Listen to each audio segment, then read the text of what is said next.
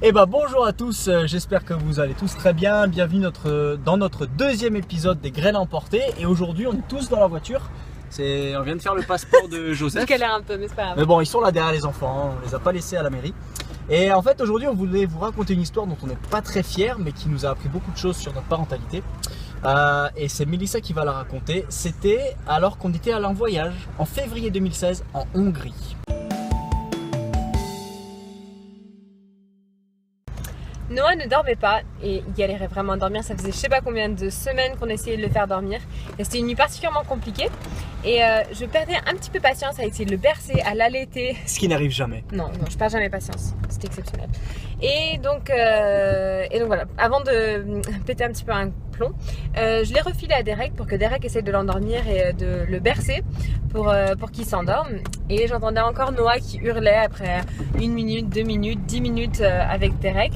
Et donc j'ai été pour le remplacer parce que je me suis dit bon il doit péter un câble aussi, donc j'ai été pour le remplacer et j'ai ouvert la porte pour lui dire... Très doucement, faut dire qu'elle a ouvert très doucement. Oui, je faisais, ouais.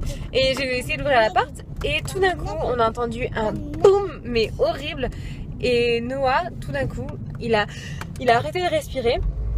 Et il a commencé à hurler mais comme on l'a jamais entendu pleurer. En fait Derek pour le bercer faisait des mouvements comme s'il était dans la voiture, donc le berçait d'un côté à l'autre mais vraiment intensément. Et en fait en ouvrant la porte et en le berçant, on lui a fracassé le crâne contre la porte et ça lui a fait super mal. Ouais. Il a dormi après hein, ouais, c'est vrai. En fait ce qui s'est passé c'est qu'on s'est regardé et forcément je jetais la faute à Mélissa, mais punaise j'étais en train de l'endormir, j'y étais presque. Elle me jetait la faute, punaise mais qu'est-ce que tu faisais derrière la porte comme ça. Et en fait on a passé un bon bout de temps à se jeter la faute parce qu'on avait déjà hyper peur pour Noah, parce qu'on a vraiment pensé qu'il allait soit avoir un traumatisme crânien, parce qu'il s'est complètement arrêté de respirer. Pendant 2 secondes. Ouais, de secondes. Douleur, ouais, c'est ça, ouais. C'est la douleur l'a fait. Il n'arrivait pas à prendre de l'air et donc Mélissa a réussi à l'endormir par la suite.